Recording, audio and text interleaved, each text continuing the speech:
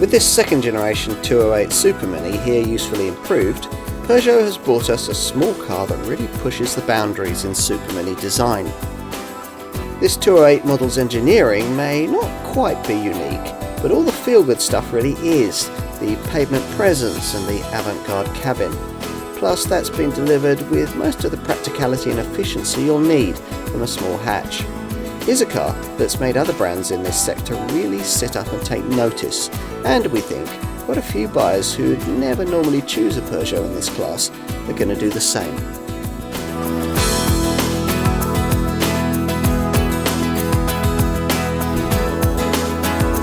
If you're going to design a really groundbreaking Supermini, say one that can be produced on the same production line with either petrol, hybrid or full electric powertrains, shouldn't it make a fashion statement as well as an engineering one?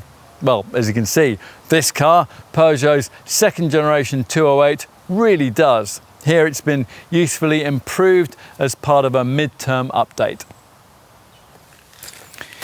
So what exactly should a Supermini be? Affordable, economical, practical? Well, all those things are important, of course, but if you're a car maker and that's all you create to sell in the segment, then you better be prepared to sell it very cheaply. Even in this humble category, you see, buyers are now expecting more in terms of style, innovation and technology. Especially since this car first arrived to please small hatch fashionistas back in 2019. This P21 era design replacing a much more conservative looking first generation A9 era 208 model dating back to 2012. This Mark II 208 has gone on to sell very well. So well, in fact, that in 2022 it was Europe's best-selling car, dethroning the Volkswagen Golf after 15 years. To keep the sales momentum going, this French maker launched the 48-volt hybrid powertrain that we'll be trying here. Plus, they added the option of a longer range battery package for the E208 electric model. There's an even sharper exterior look too. But will it all be enough to keep this Peugeot on top of the European Supermini sales charts? Well, you'll need the industry's most comprehensive review, the car and driving road test, to find that out.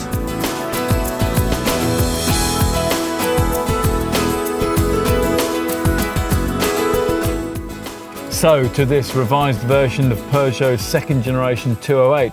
Nothing fundamental has been done to change the way the improved version of this model drives, partly because few changes were actually needed, and partly because the brand's engineers were otherwise engaged in perfecting the installation of the two fresh powertrains which have been introduced with the enhanced version of this model. There's a longer ranging, larger battery version of the E208 EV, but today we've chosen to try a 208 with an engine, namely the hybrid eDSC6 variant that's arrived at the same time as this update, making up for the deletion of diesel from the lineup. So what should a small French family car feel like to drive? Well, much like this, we think. Peugeot hasn't tried to be sporty, firm or Germanic here, so the damping control is gentler and it allows for quite a bit of chassis movement, but it does get firmer when the body starts pitching about, as it will do if you start pushing this car into corners in the kind of way a typical owner probably never would. Predictably, the resulting convection doesn't give you particularly alert responses, but for the kind of urban driving that cars of this sort tend to do, we think it's pretty well judged. What it lacks in handling finesse is well compensated for by the very languid and properly Gallic way that this car handles speed humps and tarmac tears.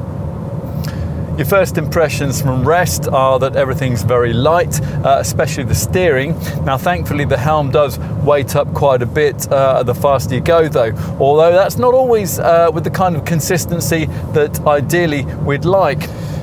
The Stellantis group really need to poach a few Ford engineers to help its products with steering feel, and if that were ever going to happen, you get the feeling that it would be possible to feel really quite connected to this car, given the way that the curious iCockpit dash setup's tiny wheel allows for lovely wrist flick cornering movements. Now, using it requires the usual slightly odd need to view the instrument dials above the wheel rim rather than through the wheel spokes. And once you've adjusted to that, though, the other key thing that you'll probably notice on your early acquaintance with this car is how relatively refined it is. Well, by supermini standards anyway.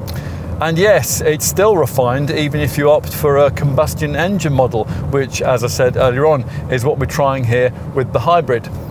Now, your chosen 208 doesn't have to be electrified, well, not for the time being anyway.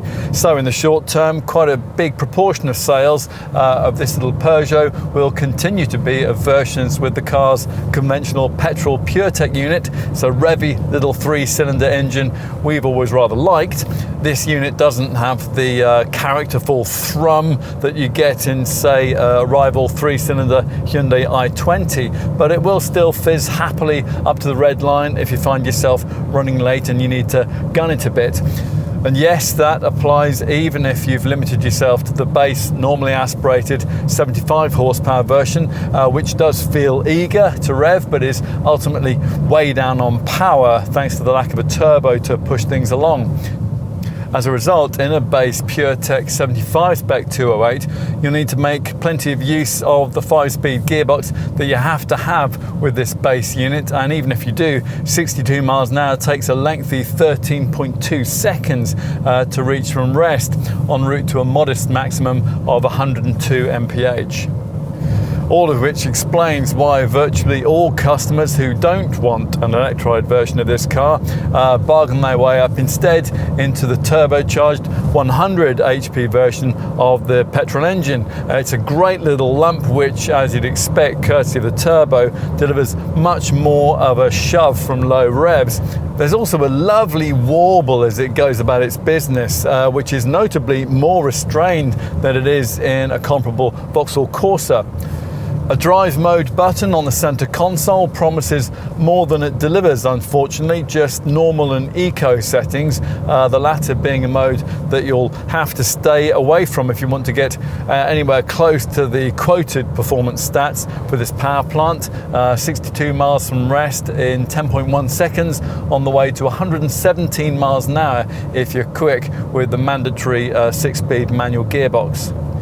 There's no longer an automatic option for 208 PureTech customers because Peugeot reckons that that is now covered off by the hybrid version of this model.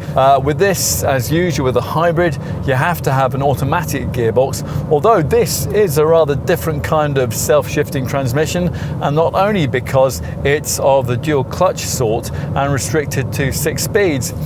Built into its casing is a DC inverter, an engine control unit, and most significantly, a little 28 horsepower electric motor powered by a tiny battery secreted underneath the front passenger seat. On the move, this motor can work together with the hybrid model's 1.2 litre petrol engine or separately from it. And unlike with mild hybrid systems, which are fitted to, say, a Hyundai i20, here the car can be driven for short urban distances under 18 miles an hour on electric power alone. During deceleration, the petrol engine stops and the e-motor acts instead as a generator to recharge the hybrid system's 48-volt battery. The battery also stores the energy that's recuperated by the regenerative braking system, and the motor also assists the engine under acceleration, such as from standstill to 62 miles an hour, which in the fastest sport mode takes 9.8 seconds in the 100 horsepower model, or 8.1 seconds for the alternative 136 horsepower version. Enough with the combustion models though. As we mentioned earlier on, there is another power plant to talk about here, the E208 model's full battery powered setup, although we're not going to spend too long talking about this because we've covered it in a separate film. Here, as with this model's close cousins, the Vauxhall Corsa electric and the DS3 E-Tense, 50 kilowatt hour lithium ion battery is mated to a 100 kilowatt electric motor putting out 136 bhp and working working through the usual single-speed auto transmission you get with EVs. Like all electric vehicles, this one develops all its torque at once. There's 260 Newton meters of it, and the car simply hurls itself away from rest. It takes just a couple of seconds to get to 30 miles an hour, and 62 is reached in only 8.1 seconds. That disguises the fact that, like all EVs, the zero emissions variant has a bit of a weight problem. The drivetrain adds over 300 kilos of bulk. That inevitably restricts the driving range, which is limited to a best of 225 miles or just 218 miles with GT trim. If you want to do better than that, then the top GT version can also be ordered with the brand's more up-to-date 51 kilowatt-hour powertrain. That's paired with a gutsier 156 HP motor and claims a driving range of up to 248 miles. Of course, you certainly won't achieve anything like the claimed levels of operating capability if you get anywhere near the E208's quoted 93 miles an hour top speed, or if you habitually drive the car in the sports setting that's necessary to release all the power output I just mentioned. Now, the quoted range figures will only be distantly possible if you instead engage the somewhat restrictive eco mode, which drops power output right down to 83 brake horsepower. That is a setting that you use in an E208 around town, in which environment it makes a strange polyphonic sound at low speeds to warn unwary pedestrians of its impending approach. Above 18 miles an hour, all you can hear is a bit of tyre roar from the eco-molded Michelin rubber. Our focus today, though, is on the combustion-powered 208 models, and if yours is too, we think you'll find plenty to like here, particularly if your definition of driving enjoyment lies with lowering rather than raising the heart rate, or if you're the kind of person who just wants to have as little input into the road-going experience as possible. Should that be the case, then you might potentially be interested in the limited level 2 style driving autonomy that it's possible to build into the plusher versions of this car. Now, with this, a combination of adaptive cruise control and the lane positioning assistance system means that on a long highway trip, virtually all the steering, the braking and the throttle work would be done for you. It's just another example of the way that supermini design has moved forward from a small car packaged in a way proving that beyond doubt.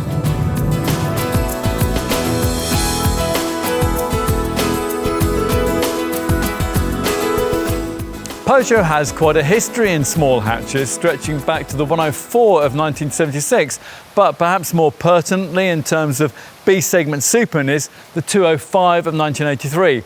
In the 3 decades following the launch of that trend-setting model, the brand accumulated millions of sales in this segment without ever delivering anything that was really particularly memorable until the original version of this second-generation 208 arrived in 2019, that is, bringing a level of pavement presence that no other small hatch could quite match. That visual persona didn't need much changing as part of this midterm update, just a few tweaks to bring the look of this supermini into line with some of Peugeot's more recent designs. You'd hardly notice any of these from here at the side unless you happen to be familiar with this updated model's brighter palette of available colours or with its different wheel designs. They're still based around rims of either 16 inches or, as in this case, 17 inches in size, and all with this neat 4-spoke centre cap that conceals the wheel bolts. As before, this rather curious recessed indentation on the squared off C-pillar there is a stylistic nod to the old 205, but of course this 208 is a much larger piece of design with its wide wings and its curvier body. Also, as before, there's a subtly different look if you're able to stretch up to top GT trim, which gets you glossy black finishing for the roof and for the wheel arch flares. The front end has always been the most arresting part of this second generation 208 design, and it still is, although it's now been updated in line with the rather arresting front end signature first seen on the brand's 9X8 hypercar. This sees a bigger grille with the brand's latest logo and body colouring that better integrates this appendage into the front end. The lighting jewellery around the grille has changed too. Instead of the previous single fang-like strip below each headlight, there are now these separated corner panels, each with 3 long vertical light claws. It's all still quite striking as a result. If you want this 208, it'll be because you think it looks like nothing else on the road, and you'd be absolutely right. The rear light signature is different too now, with 3 individual red claws arranged horizontally. They comprise of 3 rather elegant lines of LEDs, which are separated by a black strip around the boot lid, and they give the car what Peugeot hopes is a more commanding rear view, as well as contributing to a perception of greater width. On top GT variants, the reversing lights and the indicators are also LED. Of course, what's more significant is what you can't see, the CMP, or Common Modular Platform Chassis, which is impressively light. An entry-level version of this 208 tips the scales at only just over a tonne. Some city cars from the class below weigh more than that. The modularity of this platform is what allows the E208 full electric powertrain to be built in without any exterior bodywork changes. Right, time to take a look inside. Now, too often with futuristic looking cars, you find the designers have run out of ideas or budgets by the time it comes to the interior. So, is that the case here? No, in fact, the cabin is in many ways the most innovative part of the car, reminding you just how stuck in a rut most other superminis are in terms of design.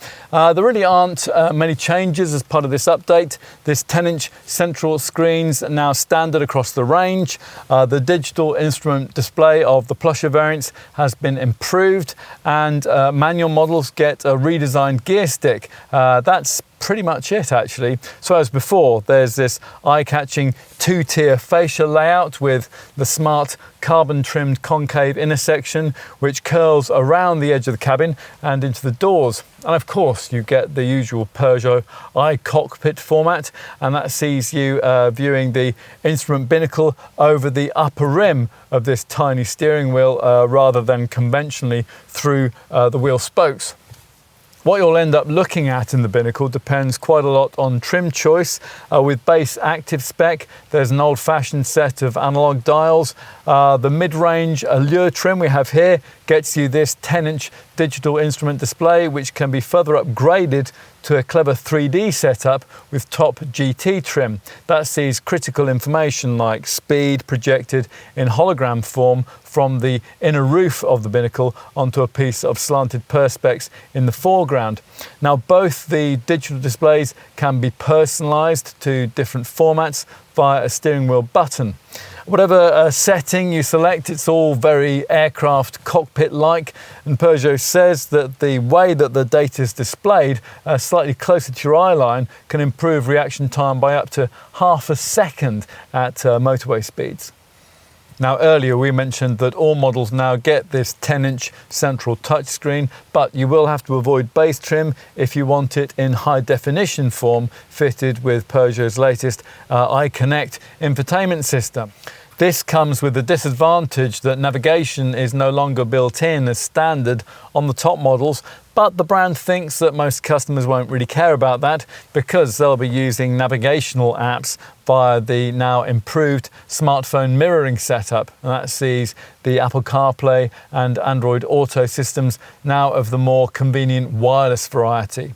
The display resolution and response still isn't quite as good as you'll find with VW Group products, nor is its menu structure as clear and easy to use. But we do like the way that it is subtly angled towards the driver here and has a neatly extended part on the lower frame so you can rest your finger on it between screen jabs. Now, most modern small cars depend on screen tech to create a futuristic cabin feel, but with this 208, the avant-garde design approach goes a bit deeper than that. In fact, if you like a sophisticated feel, you might well still think this to be the most attractive interior in the whole supermini segment. Certainly perceived quality is at the upper end of the kind of thing that you'll find in this class, although a lot of that does rely on acres of shiny piano black plastic, which will quickly scratch up and smear unless you're extremely careful with it. As before, 7 piano-style keys sit below the central screen, but including a row of touch-sensitive icons behind them continues to seem odd. Firstly, because it means you can learn to operate by touch where only half of the things are, and secondly, because the touch-sensitive buttons there are really easily tapped by mistake when you're using the front keys. Plus, they can collect condensation from the air conditioning. Yes, the climate system. Well, you still have to primarily operate that via central screen menus. That's an important ergonomic failing which clearly could have been avoided at the original design stage, because Vauxhall's Corsa, which after all shares the same dashboard architecture, has separated physical ventilation controls out. Climate functions can be shown at the edge of the display, but it really feels counterintuitive to have to just switch away from whatever you're looking at every time you want to, I don't know, properly change the cabin climate or just alter the fan speed. More worryingly though, the task requires you to take your eyes away from the road for longer than would otherwise be necessary.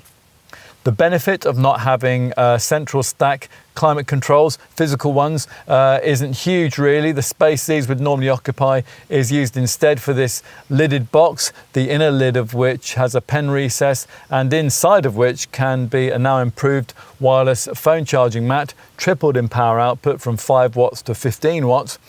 The provision of this compartment does at least mean you can charge your handset out of the sight of prying eyes rather than leaving it exposed in the open area just ahead of the gear stick, which incorporates a 12-volt socket.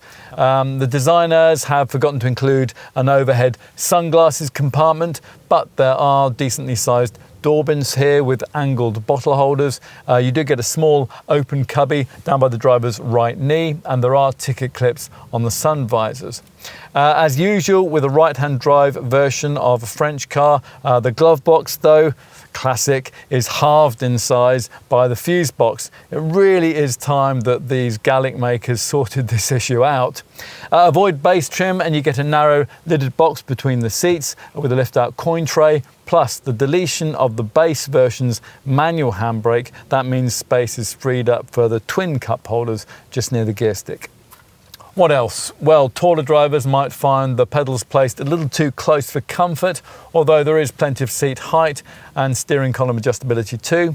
The seats are reasonably comfortable and they're attractively stitched, but it's disappointing that you can't add lumbar support into them unless you choose pricey Alcantara upholstery. Build quality from the Slovakian factory is fine, but the cabin can't quite replicate the sheer solidity of a VW Group product in the segment. Still, there are nice touches to compensate for that. The stitching on the front door cards looks really classy, and the way that little speakers have been built into the A-pillars here, that's really neat. All-round visibility isn't bad, it could be better. There are decently sized door mirrors, but the thickness and angle of the windscreen pillars obscure more of what you can see each side at junctions than would be the case in, say, a Volkswagen Polo. Plus, the rear C-pillar and the tapering roofline also reduce your rear three-quarter vision. Fortunately, rear parking sensors are included across the range. Front ones, they're fitted above base trim, and there's also a supposedly better quality HD reversing camera included with GT spec. So, time to take a look at the rear seat, and this is where things start to unravel a little. There are clear advantages to creating a shared platform which can take both combustion engined and full electric drivetrains. and not only in terms of manufacturing simplicity. For example, the impetus to deliver that feather-light weight figure that we referenced earlier on, well, that was primarily driven by the fact that the designers knew perfectly well that if they didn't, then the battery-powered version was going to end up somewhat overweight. But there are disadvantages too. In a full electric version of this car, you might not mind too much about the prospect of your rear bench room being somewhat constrictive if you take into account the need to place the powertrain's battery beneath the back seat.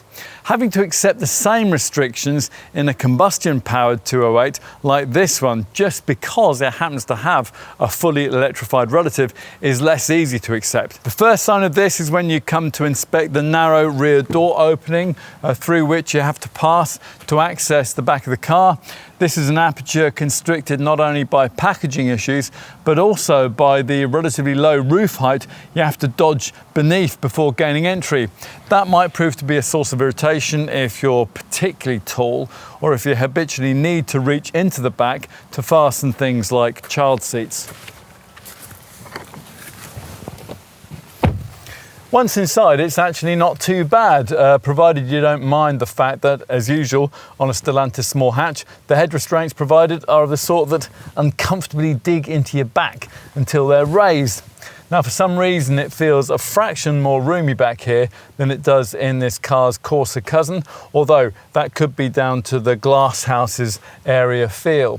To be frank, both models are somewhat embarrassed in this regard by even something supposedly smaller and much cheaper, like a city car from the class below, a Hyundai i10, for example. Knee room is about what you'd expect from a modern supermini, and headroom's okay too, although if you have specified the optional panoramic glass roof, this yellow roof, it can only be had with top GT spec. It's slightly compromised by an oddly angled ceiling section. 3 adults seated back here would of course have to be on, well, particularly friendly terms. You'd expect that in a Super Mini, but the wider cabin that you'll get in some rivals, say for example in a VW Polo, that would make that eventuality a little easier to bear. Overall, larger adults probably wouldn't want to be spending too long back here, but does that matter given that for the majority of buyers, these rear seats will only be used occasionally for those above school age? Only you can decide that, I suppose. It certainly helps that the designers have done the best with what they've had to work with. The curvature of the front seat backs here, that's designed to improve knee room. There's a reasonably low central transmission tunnel, and there's lots of room to poke your feet underneath these front chairs. It does seem rather mean though that coat hooks are missing from the grab handles, and also that you don't get any kind of interior light back here. Well, that's unless you go for a top spec model. But you do get several things that are lacking in this model's Corsa cousin: nicely presented stitched door cards, seat back pockets, and on most models, unusually for a car in this class, connectivity points. From mid-range Allure trim upwards, there are actually 2 USB ports provided, a USB-A as well as a USB-C. That's a standard feature lacking on many luxury cars that we test. Finally, let's take a look in the boot, which is 311 litres in size, regardless of whether you choose a combustion or full EV drivetrain. Now, that's pretty much the same as you'll get in a Vauxhall Corsa, and 25 litres more than is provided by a Toyota Yaris. It is some way, however, off the class best, a Skoda Fabia, which gives you 380 litres. There's quite a high loading lip, which you notice because there's no adjustable height boot floor to mitigate it, not even as an option. There's no further space beneath the floor here, but that's because the combustion engine models provide the option of a space saver spare wheel. Floor tie down points are limited to 2. A single bag hook's provided here on the right, and on the left there's a boot light. It is quite a usable, squarically sized space with 674 millimeters of length and 1018 mils of width between the wheel arches. As usual in this class, there's no seat folding cleverness, stuff like adjustable seat backs for awkwardly shaped loads, a ski hatch or a 40-20-40 rear bench split. You would think that Supermini designers might be building that kind of stuff in by now, but instead there's just a straightforward 60-40 rear bench split, which once it's retracted reveals 1,106 litres of capacity when you load up to the roof.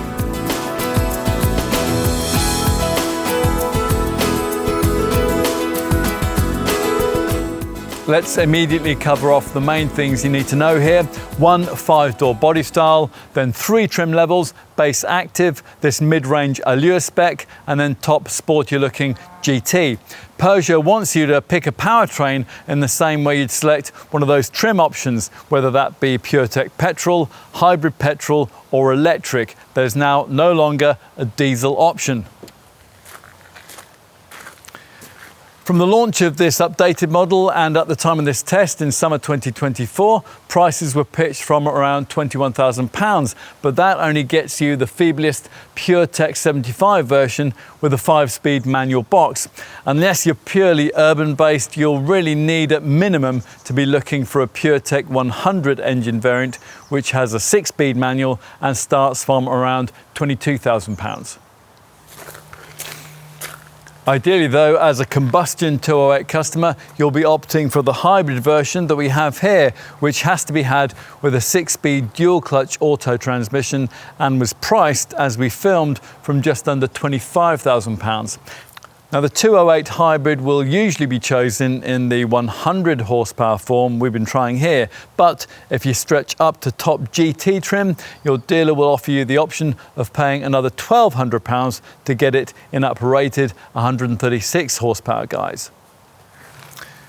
What about the all-electric E208? Well, that comes with all 3 trim levels. Prices start from around £28,000 as we filmed. As usual, the drivetrain will be the pre-facelift model's 50 kilowatt-hour, 136 HP setup. At the time of filming, Peugeot was restricting availability of the more modern, longer-ranging 51 kilowatt-hour, 156 HP setup to top GT spec, and it's an £800 option. What about the value proposition here? Well, the most obvious competitor is the car that shares all this Peugeot's engineering and the Supermini segment's sales leader, Vauxhall's Corsa. In rough terms, one of those is going to save you around £1,000, although you might well feel you'd be prepared to pay that premium for the sharper looks of this 208. As for other obvious segment choices, well, you'd pay much the same as Peugeot's asking for this 208 if you were to opt for a Volkswagen Polo, an Audi A1 Sportback, Hyundai's i20 or a Skoda Scala, and a Mini Cooper 5-door. That would set you back a couple of thousand more, but other rivals are significantly cheaper. Compared to a base 208, you'd save well over £1,000 and get more power with a base Seat Ibiza or a Skoda Fabia, and you'd save around £3,000 with a base Renault Clio, a Mazda 2 or a Citroën C3. If you're looking at this hybrid 208, the asking price is about the same as a Mazda 2 hybrid or a Fiat 600 hybrid, and just over £2,000 less than a Honda Jazz. But this 208 hybrid would cost you around £1,000 more than a comparable Toyota Yaris or hybrid Vauxhall Corsa, around £2,000 more than a hybrid Renault Clio, and about £6,000 more than an MG3 Hybrid Plus. As for the full electric E208, well, the 28k price we quoted earlier is around £1,500 more than the cheapest Vauxhall Corsa Electric or MG4, but it looks decent value over a base Fiat 600e, which, as we filmed with discounts, was costing from around £30,000, and even better value compared to a Volvo EX30, which, as we filmed, started from around £34,000. Hyundai Kona Electric 2 from around £35,000, a Smart #1 or a Volkswagen ID3, they both start from around £36,000, and a Kia Niro EV, well, that starts from around £37,000. but it's the combustion engined 208 variants that are our main focus here. If, having considered the value proposition that we've outlined concerning these, you're seduced by this Gallic model's style proposition and you then conclude that it is this Peugeot that you really want, then you're going to want to know exactly how generous the brand's been when it comes to the standard spec. So let's take a look at that right now. Now, entry-level active variants get Eco LED headlights, LED tail lamps, rear parking sensors, Thatcham Category 1 alarm, and the reasonable tally of camera safety kit. We're going to get onto that in a moment. Inside, in an active spec variant, there's air conditioning, a leather-stitched steering wheel, a trip computer, and programmable cruise control with a speed limiter. Infotainment, that's taken care of by a 10-inch centre dash touchscreen, and that features Apple CarPlay and Android Auto smartphone mirroring. There's also Bluetooth and a decent quality 6-speaker DAB audio system. Plus you get a couple of USB sockets too in the rear. Across the range, 208 buyers get the benefit of the My Peugeot app package, which allows you to check data on your car, things like fuel consumption, also maintenance or servicing alerts. It can also save the location of the car and remember for you where you've parked it. The app's homepage gives you essential data too, like average consumption and mileage. Plus, you can also use this app to look at your previous maintenance appointments and also to book some service visits. The My Peugeot app additionally includes a range of specific services for E208 owners, including remote settings and public charging solutions. Anyway, that covers everything you can expect from a base active trimmed model. Most 208 customers are going to want to buy in a little further up the range. So here we've gone for the mid-range Allure trim level that many of those will want. Now these volume variants are recognisable by gloss black finishing on the B-pillars and the rear bumper, plus dark tinted rear side and tailgate windows and a shark fin radio antenna, along with these larger 17-inch wheels of a smarter Noma diamond cut design. At this level in the range you also get power folding mirrors, front parking sensors and auto wipers. Inside, in an Allure spec model, the key inclusion is a 10-inch configurable digital instrument panel, which we fully briefed you on in our design and build section. Plus, the 10-inch central screen gains HD tech and the brand's iConnect infotainment system. At Allure level, you'll find the cabin marked out by the addition of part leather effect seat upholstery and electrochrome rear view mirror and automatic climate control functionality for the air conditioning. The addition of an electronic handbrake with this spec level makes it possible to provide 2 cup holders in the center console, plus just behind a central front armrest incorporating a storage compartment is added at this level too. So that covers off what you'll get with the 2 mainstream trim levels, Active and Allure. Quite a few prospective 208 customers though will be tempted by the sportier look of top GT trim. 208 variants of this sort are recognisable by their diamond black roof finishing, their gloss black wheel arch extensions and their 17-inch Yannicka diamond cut 2-tone alloy wheels. You have to stretch right up to this level in the range to get full LED headlights. They feature Smart Beam Assist, and that means that they dip themselves automatically at night. Inside, in a 208 GT model, you're treated to 8-colour personalisable ambient lighting along with adamite green interior stitching, and that additionally features on seats upholstered in a tri-material combination of Capi faux leather and Belomka cloth. There is also a higher quality Mistral perforated leather steering wheel, a frameless rear view mirror, a 15-watt smartphone wireless charger, aluminium pedals, sportier dynamic front seats with passenger side height adjustment. There's also keyless entry, front parking sensors and an HD 180-degree colour reversing camera. Right, enough with all the standard features fitted across the various trim levels. What about options? Well, there are actually very few, because Peugeot would prefer buyers wanting to embellish things a bit to simply progress another level or two up the trim hierarchy. There are, though, a few key options. The most common one that we think that 208 buyers are going to want is the connected 3D navigation system. Now, this is available across the range as part of a navigation pack, which includes TomTom traffic reports, a local search function, and displays for local weather and fuel stations. What else? Well, avoid base trim and you can add adaptive cruise control. With this mid-range Allure spec, you can add keyless entry, a smartphone charging mat, and a reversing camera. With top GT trim, you can add a Cielo glass roof and an Alcantara Iconium upholstery pack that includes massage and lumbar adjustment for the driver's seat. Across the combustion range, you can add a space saver spare wheel, and if you avoid the E208 and the PureTech 75 variants, you can add a tow bar.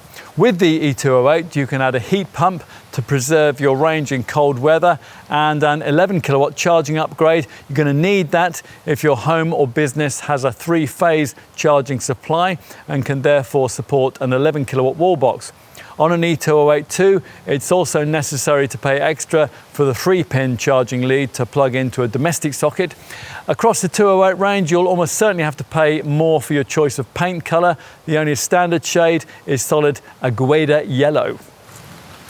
Let's finish with a look at safety. You'd expect a modern supermini these days to come with some sort of autonomous braking system fitted as standard across the range, and this 208 duly includes an active safety brake system which works at speeds between 3 and 53 miles an hour, scanning the road ahead in search of potential collision hazards. If one's detected, you'll be warned. Now, if you don't respond, or you perhaps aren't able to, then at speeds of below 19 miles an hour, your 208 will autonomously brake itself to a complete stop with 0.9 G of braking, avoiding the obstacle. At speeds of between 19 and 53 miles an hour, speed will be reduced by up to 14 miles an hour. In its standard form, this system can identify specifically vehicles and pedestrians, but only in daylight. Annoyingly, it won't work at night or detect cyclists at any time of day unless you pay extra or you stretch up to top GT trim. Other standard safety features include lane keeping assist with road edge detection. This alerts you if you drift out of your lane, and it applies subtle corrective lock to steer you back to where you ought to be. Like the active safety brake setup, we've found that this feature works smoothly and unobtrusively with a refreshing lack of too many jerks and beeps and bongs. What else is standard in terms of camera safety kit? Well, there's a driver attention warning. This works at speeds upwards of 40 miles an hour, and it monitors your driving reactions for drowsiness, and if it detects that, it'll prompt you to stop for a restorative coffee. Plus, it'll automatically warn you to take a break if you've been driving for more than a couple of hours. There's also traffic sign recognition. Now, this pictures speed signs as you pass them and then displays them for you on the dash, and it can even recognize stop and no entry signs. Buyers also get the brand's Peugeot Connect and SOS system built into the car, and that will automatically alert the emergency services with your exact GPS location in an accident where the airbags go off. More usual safety features include ISOFIX child seat fastenings on the 2 outer rear seats, a tyre pressure monitoring system, a hill start assist to stop you from drifting backwards on uphill junctions, and twin front, side and curtain airbags, although unfortunately there's no driver's knee bag. Plus, of course, there are all the usual electronic assistance features for stability and traction control. There's cornering brake control for extra stability through the turns, and a drag torque control feature which stops destabilization of the car, which would otherwise occur if you were to suddenly lift off the throttle or change down to too low a gear on a slippery road. If you want more in terms of safety kit, you'll need to shop further up the range or pay a bit more. With GT variants, as we said, the active safety brake setup is upgraded to be able to work at night and to specifically detect cyclists. Plus, as we mentioned earlier, you get smart beam assistance, and that automatically dips your headlights for you at night. Avoid base trim, and you'll be offered the opportunity to add an extra cost parking pack, which includes active blind spot monitoring. Now, this alerts you if you're just about to dangerously pull out when there's a vehicle in your blind spot. As for semi-autonomous driving tech, well, above base trim, there are various optional driver assist packs. Now, these pair the adaptive cruise control system that we mentioned earlier on with lane positioning assist, and on the auto variants, a stop and go system, which will brake the car if you come across a highway traffic queue and then seamlessly start it off again when the traffic moves forward.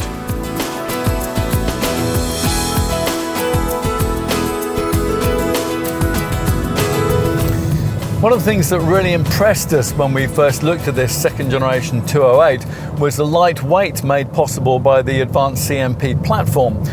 Well, that is still noteworthy. As we told you in our design section, an entry-level PureTech 208 continues to tip the scales at not very much more than a ton, which is why, even if you can't quite stretch up to some kind of electrified 208, this Peugeot will continue to be a very frugal choice. The volume 100 horsepower PureTech Turbo manual model is rated at up to 58.2 mpg on the WLTP combined cycle, and it's supposed to return a WLTP rated CO2 reading of up to 109 grams per kilometre, which is pretty good going for a car in this segment. The base 75 horsepower version's normally aspirated power plant can't do quite as well. That offers readings of up to 55.2 mpg and 114 grams per kilometre.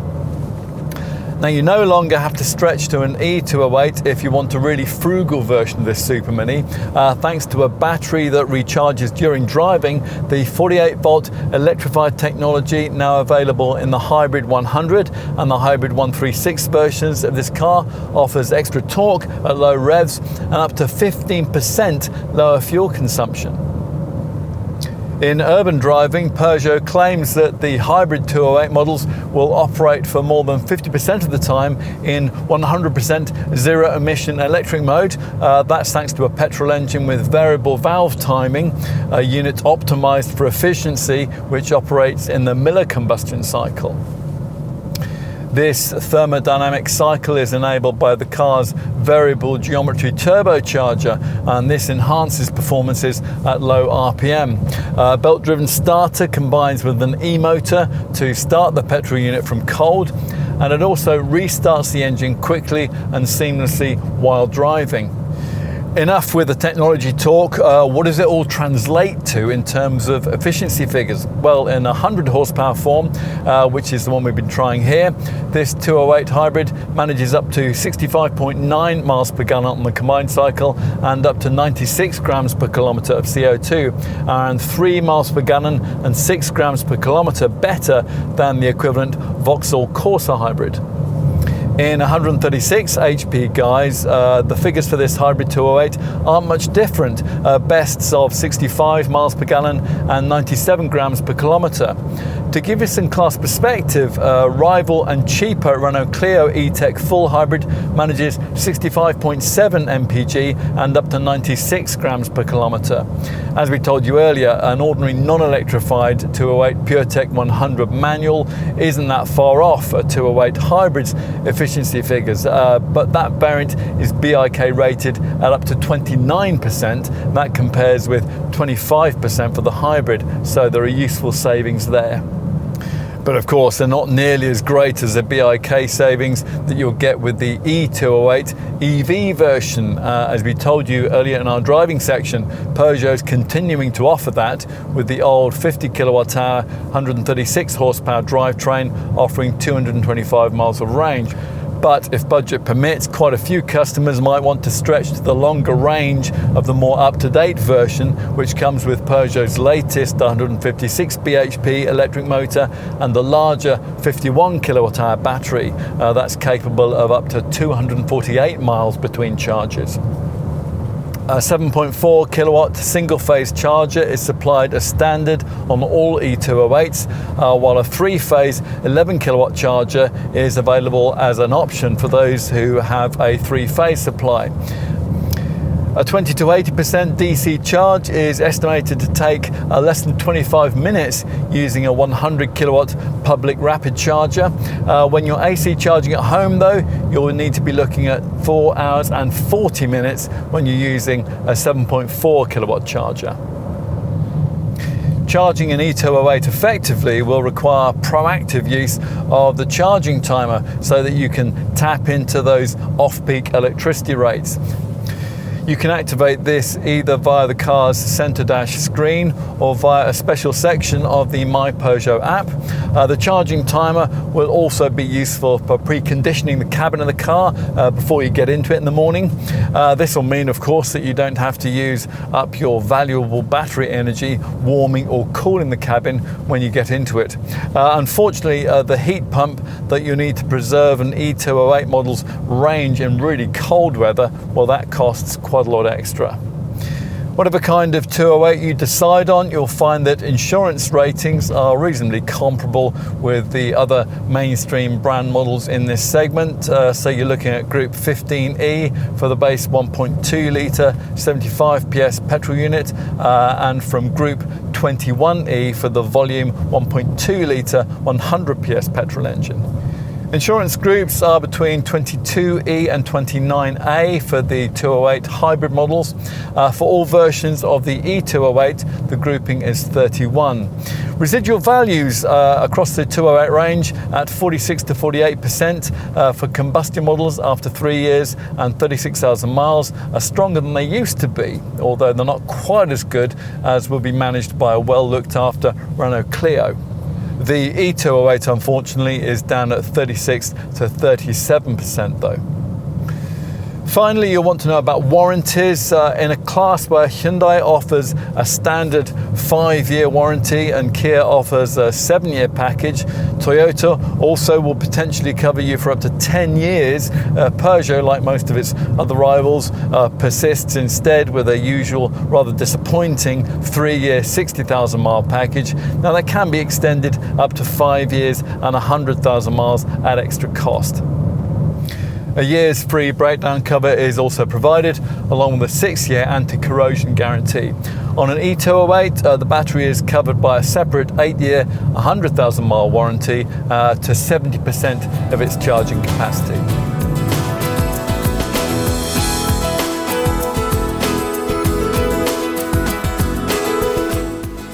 So this second generation 208 has evolved, but not beyond recognition. In improving it, Peugeot's tried to cover all the bases while being very conscious that trying to please too many people too much of the time is a surefire recipe for failure, or at the very least, a distinctly compromised and forgettable end result. It's okay to have 20% of people not liking this car, the company's MD used to say, as long as the other 80% love it. In this case, we reckon his brand doesn't have too much to worry about.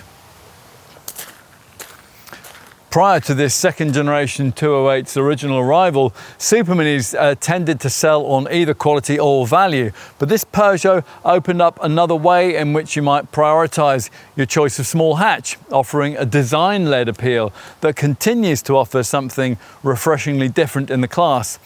If you're the kind of person who appreciates that sort of thing, then nothing else in this segment will satisfy you in quite the same way. The changes made to this updated 208 aren't particularly far-reaching, but then they didn't really need to be. Most significant, we think, has been the addition of the hybrid powertrain we've been trying here. Right here and right now, it might well be a better choice than the full EV version. Now that's a choice a prospective 208 owner would need to think long and hard over. As for the car itself, well, there may be a few supermini customers who don't like the cabin layout. They want something better suited to cornering on its door handles, or they might prefer the value proposition of a budget brand, but we're guessing they're going to be in the minority. Most people are going to recognise that in this improved 208, Peugeot has perfected for us the Supermini it was always capable of. A smart, small car choice in more ways than one.